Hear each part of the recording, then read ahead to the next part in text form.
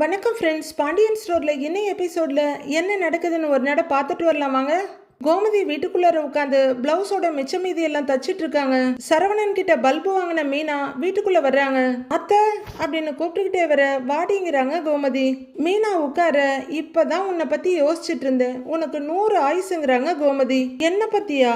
அப்படி என்ன யோசிச்சிங்க அப்படின்னு மீனா கேட்க, ஏய் உனக்கு தெரியுமா, என் அண்ணன் மகனோட நிச்சயதார்த்தம் நின்று போயிடுச்சு அப்படின்னு ரொம்ப ஆச்சரியமா அதிர்ச்சியமா சொல்ல, கேள்விப்பட்டேன், ராஜி சொன்னாங்கிறாங்க மீனா. ஓ, இங்க ஒன்று நடந்தா அடுத்த நிமிஷம் அங்க சொல்லிடுறாளா? அப்படின்னு முகத்தை திருப்புறாங்க கோமதி. ஏன் தன்ற மாதிரி மீனா பார்க்க, ஏண்டி வருத்தம் ஏதும் பட்டாளா என்ன, அண்ணன் நிச்சயம் நின்று போச்சுன்னு அப்படின்னு கோமதி கேட்க, அத்தை என்னதான் இருந்தாலும் அவளோட அண்ணன் இல்லை, சின்னதா ஒரு வருத்தம் இருக்க தானே செய்யும் அப்படின்னு மீனா சொல்ல, எனக்கும் தாண்டி இருக்குது அப்படிங்கிற மாதிரி பாக்குறாங்க கோமதி. அதே நேரம் குமார் செஞ்சதையும் அவ மறக்கல. ஒழுங்கா இருந்திருந்தா இப்படிலாம் நடந்திருக்குமான்னு அவ வருத்தப்பட்டு பேசிட்டு இருந்தா அப்படிங்கிறாங்க மீனா.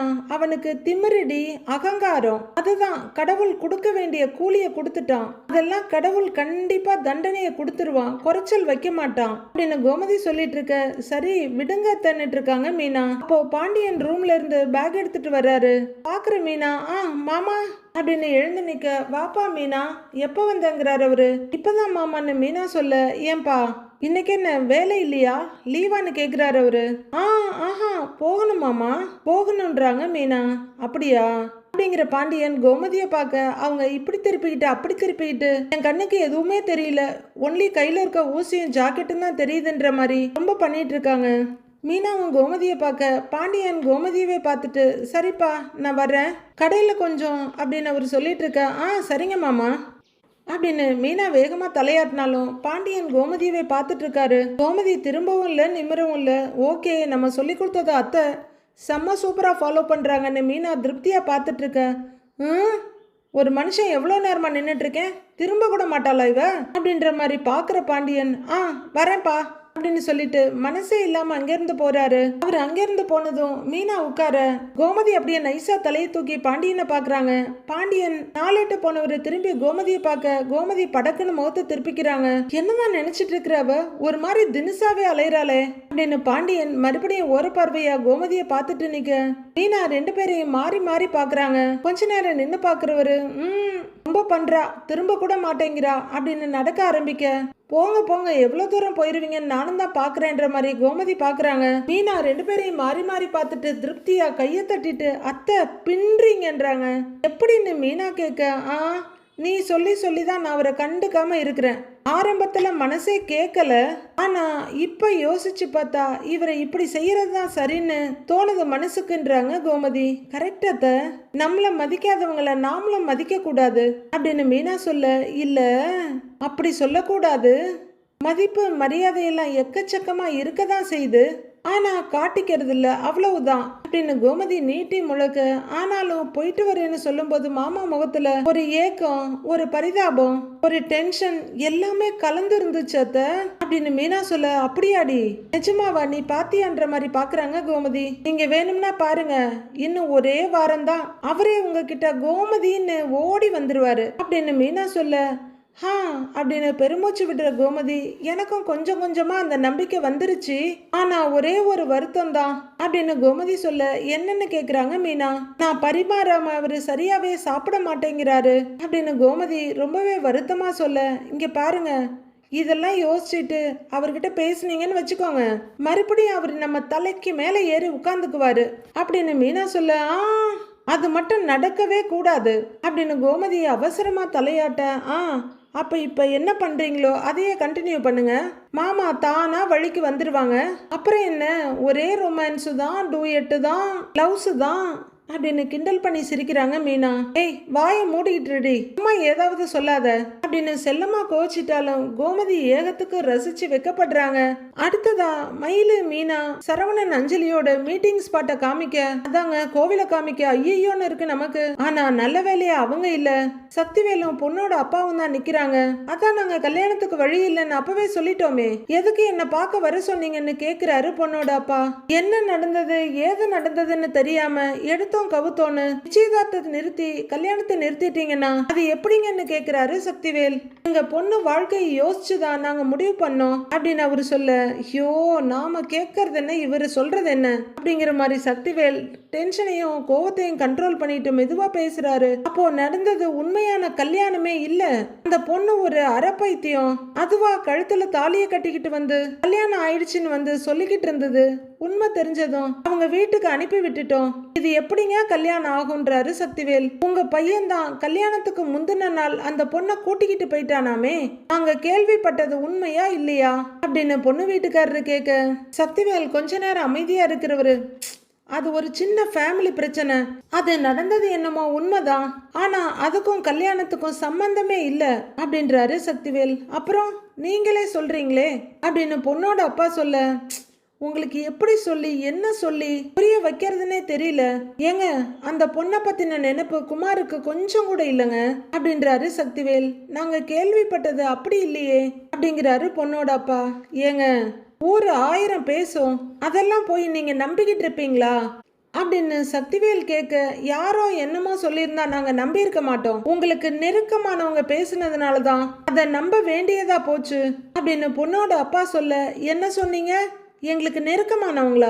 அந்த பரதேசி பாண்டியன் வந்து ஏதாச்சும் சொன்னானா உங்ககிட்ட அப்படின்னு அவரோட முதல் சந்தேகம் பாண்டியன் மேல பாயுது.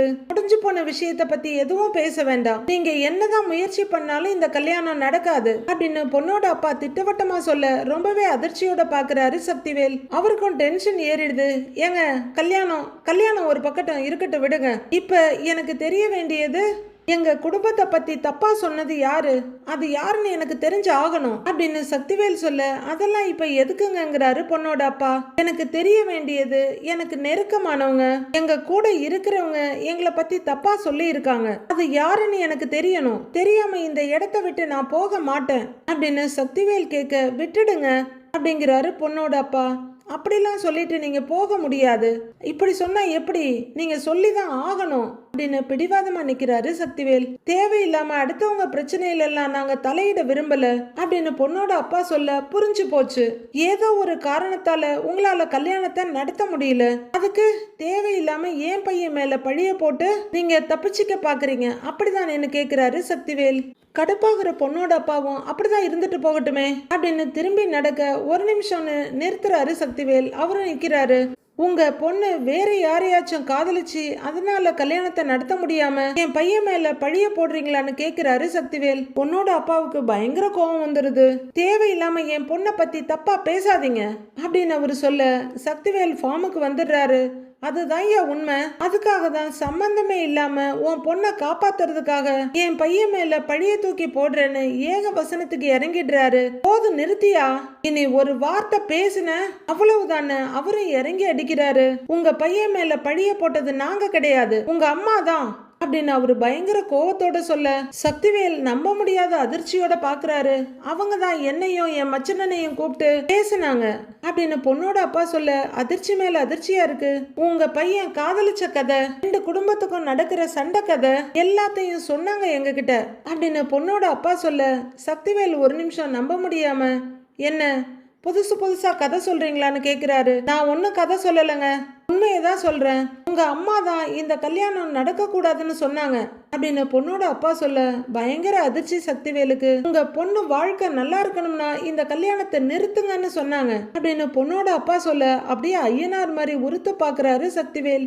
நம்பிக்கை இல்லைன்னா உங்க அம்மா கிட்டயே போய் கேளுங்க, பையனை ஒழுங்கா வளர்க்க துப்பு இல்ல, என் பொண்ணை தப்பா பேச வந்துட்டீங்களா அப்படின்னு அவரு பயங்கரமா கத்திட்டு அங்கிருந்து திரும்பி போறாரு. சக்திவேல் அப்படியே அதிர்ச்சியில வேறு ஊன்றின மரம் மாறி நின்னுடுறாரு. அப்படியே ருத்ர மூர்த்தியா மாறி 2 கையையும் படார்னு சூளத்துக்கு எதிரில் வைக்கிறாரு. கண்கள்ல அப்படியே கொலை வெறி தாண்டவம் ஆடுது. மயிலு பாட்டிக்கு ஜூஸ் கொண்டு வந்து, இந்தாங்கம்மா ஜூஸ் குடிங்கன்னு குடிக்க வைக்கிறாங்க. மத்தியானத்துக்கு நீங்க கேட்ட மாதிரி பருப்பு சாதமும் வெண்டைக்காய் பொரியலும் செஞ்சுட்டேன், வேற ஏதாவது செய்யணுமான்னு கேக்குறாங்க மயிலு. வேண்டாம்மா அது போதும் அப்படின்னு பாட்டி சொல்ல, சரின்னு தலையாட்டுற மயிலு மறுபடியும் ஜூஸை குடிக்க வைக்கிறாங்க. என்னம்மா ஒரு மாதிரியா இருக்குன்னு ஜூஸை குடிச்சு முடிச்சுட்டு பாட்டி மயில கேட்க, என்னன்னு தெரியலம்மா, காலையில இருந்து ஒரே சோர்வா இருக்கு, தலையெல்லாம் சுத்துது அப்படின்னு மயில சொல்ல, மாத்திரை ஏதாவது வேணுமா, என்கிட்ட எல்லா வியாதிக்கும் மாத்திரை நிறைய இருக்குன்றாங்க பாட்டி. அவங்க மெடிக்கல் ஸ்டோர்காரங்க மாதிரி சொல்ல, இல்லம்மா எதுவும் வேணாமாங்கிறாங்க மயிலு. இந்தாங்கம்மா ஜூஸ் குடிங்க அப்படின்னு அவங்க மறுபடியும் குடிக்க வைக்க இங்க இருந்தோ பாட்டு வருது. உன்னை காணாத கண்ணும் கண்ணல்ல, உன்னை எண்ணாத நெஞ்சும் நெஞ்சல்ல, நீ சொல்லாத சொல்லும் சொல்லல்ல, நீ இல்லாமல் நானும் நான் அல்ல அப்படின்ற பாட்டு ஓடிட்டு இருக்க. மயிலு சரவணன் நினைப்புல அப்படியே துவண்டு போய் வெறும் ஜூஸ் டம்ளரை ஓரமா வச்சுட்டு அப்படியே நிக்கிறாங்க. பாட்டியும் மயிலையே பார்த்துட்டு இருக்காங்க. நீ இல்லாமல் நானும் நான் அல்ல, உன்னை காணாத கண்ணும் கண்ணல்ல, உன்னை எண்ணாத நெஞ்சும் நெஞ்சல்ல, நீ சொல்லாத சொல்லும் சொல்லல்லன்னு பாடிட்டு இருக்க.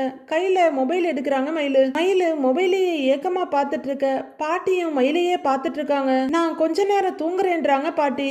இதோ வரேம்மா அப்படின்னு மொபைல வச்சுட்டு தலைவாணி எல்லாம் நேரா வச்சு சரி பண்ணி விட்டுட்டு பாட்டிய படுக்க வைக்கிறாங்க மயிலு. இங்கு நீ ஒரு பாதி நான் மறு பாதின்னு பாட்டு ஓடிட்டு இருக்க. அந்த எஃப்எம் கொஞ்சம் ஆஃப் பண்ணிடு அப்படின்னு பாட்டி சொல்ல எஃப்எம் ஆஃப் பண்றாங்க மயிலு. அம்மா தப்பா நினைச்சுக்காதீங்க, உங்க போன்ல இருந்து நான் ஒரு போன் பண்ணிக்கட்டுமா அப்படின்னு மயிலு கேட்க பண்ணிக்கோமாங்கிறாங்க பாட்டி. ஒரு நிமிஷம் இதோ வந்துடுறேன் அப்படிங்கிற மயிலு பாட்டியோட மொபைல் எடுத்துட்டு வெளியே வர்றாங்க. மயிலு கால் பண்றாங்க. வேற யாருக்கு பண்ண போறாங்க? சரவணனுக்கு தான். அவங்க சரவணனுக்கு கால் பண்ண அவரோட மொபைல் ரிங் ஆகுது. அவர் ஒரு டெலிவரிக்காக வண்டியில பெட்டி எடுத்துட்டு ரோட்ல போயிட்டு இருக்காரு. வண்டியை நிறுத்திட்டு மொபைல் எடுத்து பாக்குறவரு, என்ன புது நம்பரா இருக்கு அப்படின்னு சொல்லிக்கிட்டு கால் அட்டன் பண்ணி காதுல வச்சு ஹலோ யாருங்கன்னு கேக்குறாரு. மயிலோட முகமும் மனசுலயும் அப்படியே பரவசம் பாஞ்சு வருது. மாமா நான் மயிலு பேசுறேன் அப்படின்னு மயிலு சொல்ல சரவணனோட முகம் அப்படி இறுக ஆரம்பிச்சிருது. ஏய், உன்னோட மனசுல என்ன தாண்டி நினைச்சிட்டு இருக்கிற? என்னைய நிம்மதியாவே இருக்க விடக்கூடாதுன்னு முடிவு பண்ணிட்டியா? உன்னோட நம்பரை பிளாக் பண்ணதும் உலகத்துல இருக்க எல்லா நம்பர்ல இருந்து எனக்கு கால் பண்ணிட்டு இருக்கிறியா அப்படின்னு சரவணன் கத்த. அப்படி இல்ல மாமாங்கிறாங்க மயிலு. அடச்சி வாயமோடு மாமா கீமான்னு சொல்லிட்டு இருந்த, அப்புறம் அம்புட்டு தான். இங்க பாரு, இன்னொரு வாட்டி எனக்கு போன் பண்ணன்னு வச்சுக்கோயேன், அவ்வளவுதான், நான் மனுஷனாவே இருக்க மாட்டேன். முதல்ல போனை வை அப்படின்னு சிடுன்னு கத்திட்டு எப்ப பாரு போனை பண்ணிட்டு உயிர் எடுத்துக்கிட்டு அப்படின்னு காலை கட் பண்ணி உள்ளர வச்சுட்டு வண்டி எடுக்கிறாரு சரவணன். இது எதிர்பார்த்ததுதானாலும் மயிலுக்கு ரொம்ப சங்கடமா இருக்கு. ரொம்பவே வருத்தமும் தளர்வுமா நடந்து வந்து மொபைல வைக்கிறாங்க மயிலு. எந்த வேலையும் செய்ய தோணாம அவங்க அப்படியே சரிஞ்சு நிக்க திடீர்னு அவங்களுக்கு வாமிட்டிங் சென்சேஷன் வருது. அவங்களோட சத்தம் கேட்டு பாட்டி கண்ணை முழிச்சு பாக்குறாங்க. மயிலு ரெஸ்ட் ரூம் போயிட்டு வாமிட் பண்ணிட்டு வாயை தொடச்சிட்டு வர்றாங்க. என்ன திடீர்னு வாந்தி வருது அப்படின்ற மயிலு கழுத்து கண்ணமெல்லாம் தொட்டு பாத்துக்கிறாங்க. அவங்க மறுபடியும் பாட்டி ரூம்குள்ள வர, ஏமா தலை சுத்துதுன்னு சொல்ற, வாந்தி எடுக்கிற, மாசமா இருக்கியான்னு பாட்டி கேக்குறாங்க. ஐயோ அதெல்லாம் இல்லம்மா, ஏதோ சாப்பிட்டது ஒத்துக்கலன்னு நினைக்கிறேன் அப்படின்னு மயிலு சொல்ல பாட்டி பாத்துக்கிட்டே இருக்காங்க. அதுக்கப்புறமா மயிலு ஏதோ விரலெல்லாம் விட்டு கணக்கு பார்த்துட்டு இருக்காங்க. விரல் நுனியெல்லாம் எண்ணி முடிச்சவங்க நாள் வேற தள்ளி போகுது. ஒருவேளை நான் கர்ப்பமா இருக்கேனோ அப்படின்னு யோசிக்கிற மயிலுக்கு என்ன மாதிரி ஃபீல் பண்றோன்னே தெரியல. வீட்டுல பழனி உட்காந்து காஃபி குடிச்சிட்டு இருக்காரு. குமரவேல் வந்து பக்கத்துல உட்கார வாடாங்கிறாரு பழனி. நீங்க என்ன சித்தப்பா இந்த நேரத்துல காஃபி குடிச்சிட்டு இருக்கீங்க அப்படின்னு அவர் கேட்க, தலைவலிக்குதுப்பா அதான் காஃபி குடிச்சிட்டு இருக்கேன் அப்படின்னு பழனிவேல் மறுபடியும் காஃபியை குடிக்க, தலைவலிக்குதுன்னா ஏதாவது மாத்திரை போட வேண்டியது தானே அப்படின்னு குமரவேல் கேட்க, இது எப்பவும் வர்ற தலைவலி தான், காபி குடிச்சாவே சரியா போயிடும் அப்படின்னு குமரவேல் சொல்ல, சரின்ற மாதிரி குமரவேல் பார்த்துட்டு இருக்காரு. சரி குமரவேலு, உன் பெரியப்பா போன் பண்ணாரா, ஊருக்கு போய் சேர்ந்துட்டாராமா அப்படின்னு பழனிவேல் கேட்க, அரை மணி நேரத்துக்கு முன்னாடி தான் போன் பண்ணாரு, ரீச் ஆயிட்டாராங்கிறாரு குமார். அப்படின்னு டம்ளரை வைக்கிற பழனிவேல், ஒரு வழியா வெளியூருக்கு போற வேலை அவருக்கு வந்ததும் நல்லதுதான். இல்லைன்னா நிச்சயம் நின்னதை நினைச்சு ரொம்ப வருத்தப்பட்டு இருந்திருப்பாரு பாவம் அப்படிங்கிற பழனி குமரவேலோட முகத்தை பார்த்துட்டு, ஆமா நானும் பார்த்துக்கிட்டே இருக்கேன், நிச்சயம் நின்னு போனதுல உனக்கு எந்த வருத்தமும் இல்ல போலேங்கிறாரு பழனிவேல். சாதாரணமா இருக்க, சொல்லுடா மகனே, உனக்கு வருத்தம் இல்லையா அப்படின்னு பழனிவேல் கேட்க, இல்ல சித்தப்பா, இவனுக்கும் கல்யாணத்துக்கும் ராசி இல்லைன்னு ஊர்க்காரங்க பேசுனது வருத்தமா இருந்தாலும் மற்றபடி இந்த கல்யாணம் நின்னதுல எனக்கு எந்த வருத்தமும் இல்லைங்கிறாரு குமரவேல். என்னடா இவன் இவ்வளவு சாதாரணமா சொல்றாங்கிற மாதிரி பழனிவேல் குறுகுறுன்னு பார்த்துட்டு இருக்க, சொல்ல போனா எனக்கு சந்தோஷம்தான் அப்படின்றாரு குமார். ஏன் சந்தோஷம் அப்படின்னு பழனிவேல் கேட்க ஏதோ ஒரு சந்தோஷம் விடுங்களேங்கிறாரு அவரு. பழனி முடிச்சு போட்டு யோசிச்சு பாக்குறாரு. அங்க அந்த பிள்ளை நிம்மதியா பார்த்துச்சு, இங்க இவன் சந்தோஷங்கிறான், என்ன நடக்குதுங்க அப்படின்னு கொஞ்ச நேரம் யோசிக்கிறவரு, ஓ நிச்சயம் நின்னு போனதுல வேற ஒரு ஆளுக்கும் சந்தோஷம்தான் அப்படின்னு பழனிவேல் மெதுவா சொல்ல, யார் அந்த ஆளுன்னு அதிர்ச்சியா பாக்குறாரு குமரவேல். வேற யார் சித்தப்பான ஒரு ஆர்வமா கேட்க, பழனிவேல் வீட்டை இப்படியும் அப்படியுமா பார்த்துட்டு அரசிக்கு தாங்கிறாரு. அப்படியா அப்படின்னு 10 கோடி பம்பர் லாட்டரி அடிச்ச மாதிரி பாக்குறாரு குமரவேல். கொஞ்ச நேரம் அவர் எப்படி ஃபீல் பண்றாருன்னு அவருக்கே தெரியல. சித்தப்பா, அரசி உங்ககிட்ட ஏதாவது சொன்னாலா அப்படின்னு அவரு ரொம்ப ஆர்வமா கேட்க, அவ சொல்லல, நானே தான் புரிஞ்சுக்கிட்டேன். உனக்கு நிச்சயம்னு சொல்லி சொன்னதுமே அவ முகமே வாடி போச்சு. அந்த நிச்சயம் நின்னு போச்சுன்னு தெரிஞ்சதும் அவ முகத்துல நான் ஒரு சின்ன சந்தோஷத்தை பார்த்தேன்டா அப்படின்னு பழனிவேல் சொல்ல, ஒரு பெரிய ரிலீஃபோட சின்ன சந்தோஷத்தோட உட்கார்ந்துருக்காரு குமரவேல். குமரவேலை தலையில இருந்து கால் வரைக்கும் பார்த்துட்டு, இங்க என்னடானா நீயும் சந்தோஷமா இருக்க, என்னதான் நடந்தாலும் இன்னும் ஒருத்தர் மனசுல ஒருத்தர் இருக்கீங்க போல இருக்கே அப்படின்னு பழனிவேல் கேட்க, என் மனசுல எப்பவுமே இருக்கிறது அரசி தான் சித்தப்பா அப்படின்னு குமரவேல் சொல்ல, தெரிஞ்சிருந்தாலும் அதிர்ச்சியோட பாக்குறாரு பழனிவேல். ஆனா அவ மனசுலதான் என்ன இருக்குன்னு எனக்கு தெரியல அப்படின்னு குமரவேல் தயக்கத்தோட சொல்ல, டேய் உன் மனசுல அரசிய வச்சுக்கிட்டு தான் இன்னும் அவங்க வீட்டு ஆளுங்களோட உரண்டை இழுத்துட்டு அலையிறியா அப்படின்னு பழனிவேல் கேட்க முழிக்கிறாரு குமரவேல். அவருக்கே பெரிய அளவுல தான் செய்யறது எது சரி தப்புன்னு தெரியறது இல்ல. இதோ பாரு குமாரு, இனிமேல் அவ அவங்க வீட்டு ஆளுங்களை மீறி எந்த ஒரு பெரிய முடிவையும் எடுக்க மாட்டாப்பா. நீ ஆசைப்பட்ட படியெல்லாம் நடக்கணும்னா அவங்க வீட்டு ஆளுங்களும் சம்மதிக்கணும். அதுக்கு அவங்களுக்கு முதல்ல உன்னை பிடிக்கணும். புரியுதான்னு கேக்குறாரு பழனிவேல். புரியுது சித்தப்பா அப்படிங்கிற குமரவேலுக்கு அதுக்காக என்ன செய்யணும்னு தான் புரியல. டேய் எப்பா சாமி, நிஜமாவே உன் மனசுல நல்ல விதமான எண்ணங்கள் இருக்குன்னு நினைச்சுதான் நான் இதெல்லாம் பேசிக்கிட்டு இருக்கிறேன். மறுபடியும் அந்த புள்ளைய வச்சு பழி வாங்கலான்னு ஏதாவது நாடகம் போட்ட அப்படின்னு உதட்ட மடக்கி பயங்கர கோவத்துல கண்ணை உருட்ட நமக்கே பழனியை பார்க்க பயமா இருக்கு. அதெல்லாம் ஒன்றும் இல்லை அப்படின்னு அவர் சொல்ல, அப்புறம் நானே உன்னை ஏதாவது பண்ணிடுவேண்டா அப்படின்னு பயங்கரமா மிரட்டுறாரு பழனிவேல். அப்படி எல்லாம் ஒரு எண்ணம் என் மனசுல இல்லவே இல்லை சித்தப்பா, நான் இத முழு மனசோட சொல்றேன் அப்படின்னு குமரவேல் சொல்லிட்டு இருக்க சக்திவேல் வீட்டுக்கு வர்றாரு. வர்ற சக்திவேல் பயங்கர கோவத்தோட செருப்பு உதறிட்டு, ஆத்தா ஆத்தா ஆத்தா ஆத்தா அப்படின்னு பயங்கரமா கத்திட்டு வர்றாரு. என்னன்னு ஏதாச்சும் பிரச்சனையா என்னன்னு பழனி கேட்க, ஆத்தா எங்கடா இங்க அப்படின்னு கத்துறாரு சக்திவேல். ஏன்னு எதுக்குன்னு இப்படி கத்துறேன்னு பழனிவேல் கேட்க, எங்கடா ஆத்தா அப்படின்னு பழனிவேல் கேட்க கட்டுக்கடங்காத கோவத்தோட எங்கடா ஆத்தான்னு மறுபடியும் கத்துறாரு. ஏன்பா எதுக்கு இப்படி கோவப்படுறீங்க அப்படின்றாரு குமரவேல். டேய் எங்கடா அந்த கிழவி, கூப்பிடுறா அவளை அப்படின்னு சக்திவேல் கத்த, அப்பா எதுக்குப்பா இப்படி கத்துறீங்க அப்படின்னு குமரவேல் கேட்க, என்னாச்சுன்னு பழனிவேலும் கேட்டுட்டு நிற்கிறாரு. டேய் கூப்பிடுறாவல அப்படின்னு அவர் மறுபடியும் கத்த, இருங்க கூப்பிடுறேன்னு குமரவேல் சொல்லிட்டு இருக்க, என்னாச்சுங்க அப்படின்னு கதவை திறந்துகிட்டு வடிவும் மாறியும் வர்றாங்க. வந்துட்டாங்க அப்படின்னு குமரவேல் சொல்லிட்டு இருக்க, ஏங்க என்னங்க எதுக்கு இப்ப வீடு இடிஞ்சு விழுற அளவுக்கு கத்துறீங்க அப்படின்னு மாறி கேட்க, ஏய் வாய் முட்ரி, எங்கடி உன் மாமியாரு, கூப்பிடுறி அவளை அப்படின்னு சக்திவேல் சொல்ல, ரெண்டு பேரும் என்னடா இது இப்படி மரியாதை இல்லாம பேசுறாருன்னு அதிர்ச்சியோட பாக்குறாங்க. நம்ம குடிய கெடுத்த கிழவி எங்கடி அப்படின்னு சக்திவேல் கத்த, என்ன இப்படி பேசுறாருன்னு பயங்கர அதிர்ச்சியோட பாக்குறாங்க மாறி. பழனியும் பயங்கர அதிர்ச்சியோட பாக்க, அப்பா என்ன பேசுறீங்கன்னு கேக்குறாரு குமரவேல். ஏய் கொன்னுடுவேன் உன்னை அப்படின்னு அவரு மிரட்ட, என்னப்பா பேசுறீங்க ஏன்பான்னு கேக்குறாரு குமரவேல். கூப்பிடுறி அவளை அப்படின்னு சக்திவேல் கத்திட்டு இருக்க, என்னாச்சு என்ன அப்படின்னு கேட்டுக்கிட்டே நிதானமா வர்றாங்க பாட்டி. பண்றதெல்லாம் பண்ணிட்டு வர்றத பாத்தியா அப்படின்னு சக்திவேல் கத்துறாரு. என்ன அத்தா என்ன நடந்ததுன்னு பழனிவேல் கேட்க, அத்தை அப்படின்னு கூப்பிட்டுக்கிட்டே கொஞ்சம் நகர்ந்து நிக்கிறாங்க மாரியும் வடிவும். பாட்டி வந்து அவங்களுக்கு நடுப்புற நிக்க சக்திவேல் அப்படியே கொதறி எடுக்கிற வெறியோட பாத்துட்டு இருக்காரு. அண்ணே அண்ணே நிறுத்தண்ணே, இப்ப நீ எதுக்கு ஆத்தாவ வாய்க்கு வந்த மாதிரி எல்லாம் பேசிக்கிட்டு இருக்கிற அப்படின்னு பழனிவேல் கேட்க, இவ பண்ணின வேலைக்கு ஏதாவது கிடைச்சா எடுத்து அப்படியே தலையில போட்டு சாகடிச்சிருவேன் அப்படின்னு கத்திக்கிட்டே சுத்தி முத்தி பாக்குறாரு சக்திவேல். அப்படியே கொன்னுடணும் போல இருக்கு அப்படின்னு அவரு பல்ல கடிச்சிட்டு இருக்க, அப்பா அப்படின்னு குமரவேல் அதிர்ச்சியோட கூப்பிடுறாரு. தம்பி அப்படின்னு வடிவம் கூப்பிட, ஏங்க என்ன பேசுறீங்கன்றாங்க மாறி. அப்பா என்ன அப்படின்னு குமரவேல் கேட்டுட்டு இருக்க, இவரு பயங்கரமா முறைச்சிட்டு இருக்க, இந்த பார்வையெல்லாம் என்னை ஒன்னும் பண்ணாதுங்கிற மாதிரி பாட்டி ஸ்டபானா நிக்கிறாங்க. தம்பி அத்தை என்ன பண்ணாங்க அப்படின்னு வடிவம் கொஞ்சம் கோவமா கேக்குறாங்க.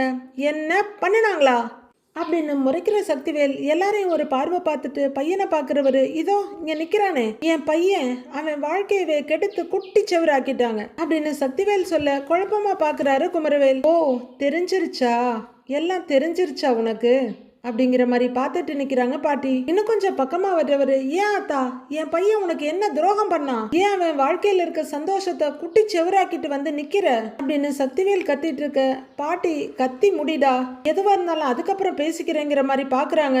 ஏன் ஏன் ஆத்தா, இவன் சந்தோஷமா இருக்கிறதுல உனக்கு என்ன பிரச்சனை அப்படின்னு கத்த மாரியும் என்ன பண்ணினீங்கன்ற மாதிரி பாக்குறாங்க. பாட்டி மெதுவா பார்வையை வேற பக்கம் படர விடுறாங்க. குமரவேல் அதிர்ச்சியா பாக்க, என்னம்மா பண்ண அப்படின்ற மாதிரி பழனிவேலும் பாக்குறாரு.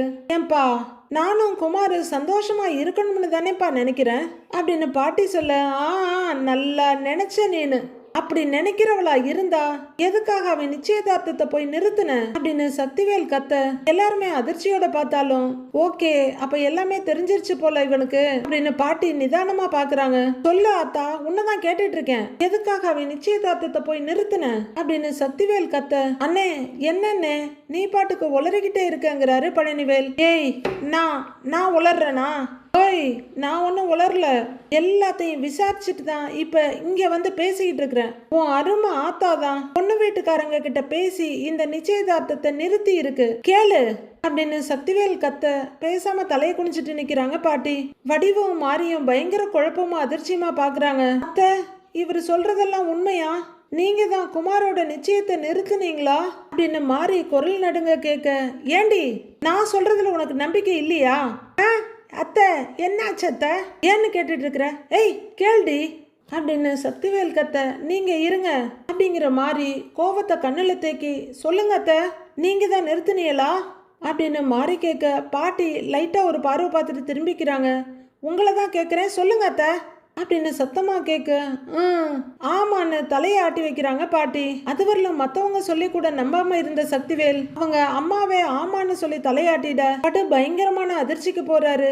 கேட்ட மாறிக்கே அதிர்ச்சியில உடம்பெல்லாம் நடுங்குது. பழனிவேல், வடிவு, குமரவேல்னு எல்லாருமே பயங்கர அதிர்ச்சி ஆகுறாங்க.